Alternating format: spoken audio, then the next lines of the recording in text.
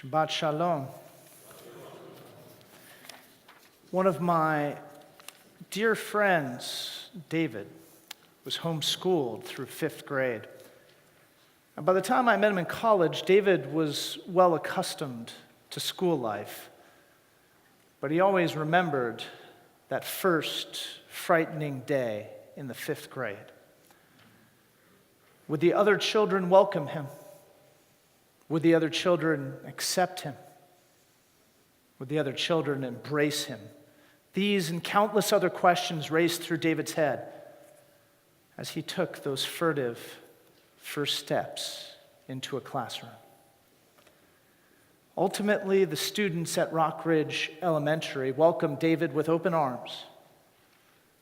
But David will never forget the anxiety he felt at the prospect of entering school as a total stranger. Our Torah also worries about how outsiders find a place in any community. And this week's Torah portion, Vayera, gives us two very different examples of how to welcome the stranger in our midst. In the first example, we discover Abraham, the progenitor of our people, sitting at the entrance to his tent. Our sages teach that Abraham, in fact, sat at the entrance of his tent just in case he might find a passerby in need. And so he sits at the entrance of his tent, waiting for someone to pass by. Vayera elav Adonai. And God appears to him. And he notices 3 strangers wandering in the middle of the heat of the day. And what a heat it was. We're talking Calabasas hot. And so Abraham, his search fulfilled, gets up and runs towards the strangers to invite them into his tent for a small morsel of bread and some refreshing water. But instead of simple nourishment, when the 3 men arrive, Abraham and Sarah prepare a feast.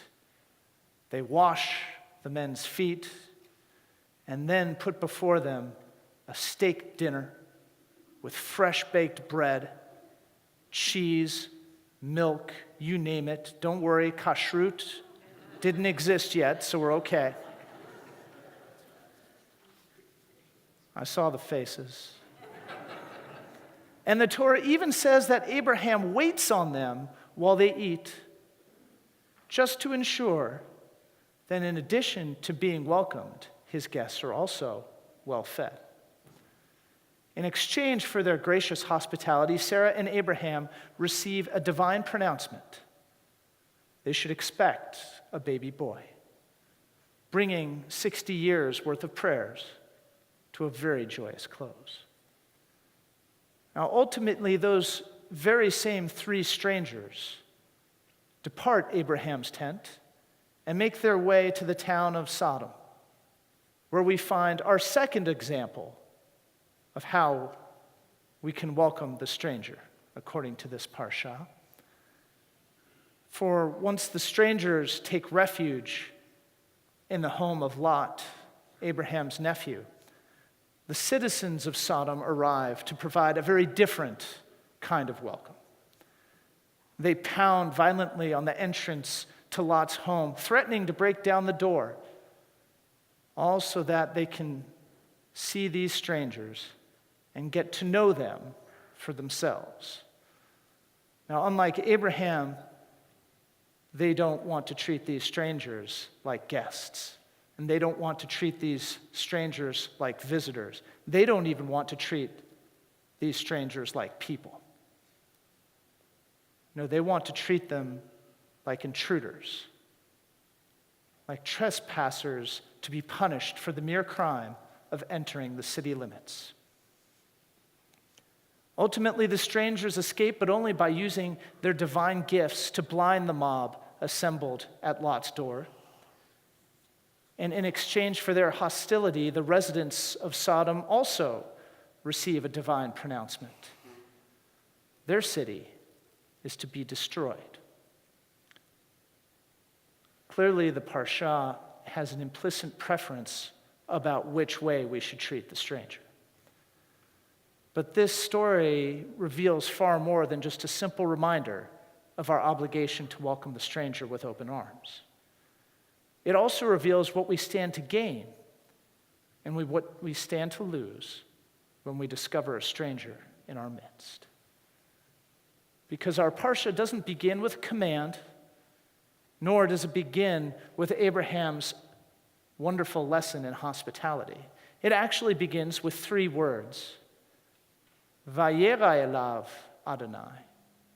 God appears to him. God appears to Abraham. But how does God appear? God doesn't come as a pillar of smoke. God doesn't come as lightning and thunder. God doesn't come as fire and brimstone. No, God appears to him in the faces of 3 strangers. So when Abraham invites these strangers into his tent to escape the summer heat, he isn't just welcoming the stranger. He is inviting God into his tent. He is inviting God into his life. And when the Sodomites reject those same 3 strangers, when they seek to mistreat them for intruding into their domain, they aren't simply turning away 3 strange men. They're turning away God from their lives. And if God appears to Abraham in the form of the stranger, what should we do with each and every stranger we discover? With each and every new person that we meet?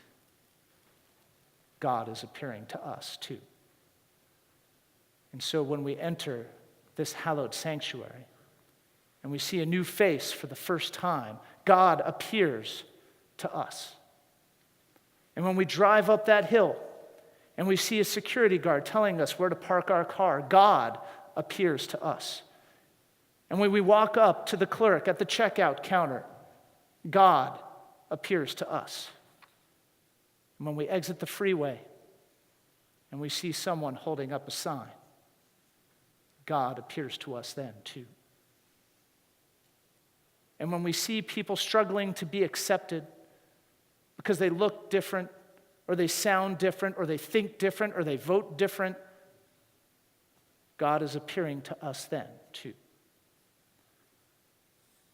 And we can invite these outsiders, these strangers with their strange ideas, into our tents. We can invite God into our lives. Or we can turn them away. We can spurn them from coming into our midst. But as any of the children of Rock Ridge Elementary's graduating class of 1990 can attest, welcoming the stranger into our lives comes with many blessings, not the least of which can be a congenial, precocious boy named David. And so, when God appears to us, may we find the room to let God in by welcoming all the strangers in our lives. Shabbat Shalom.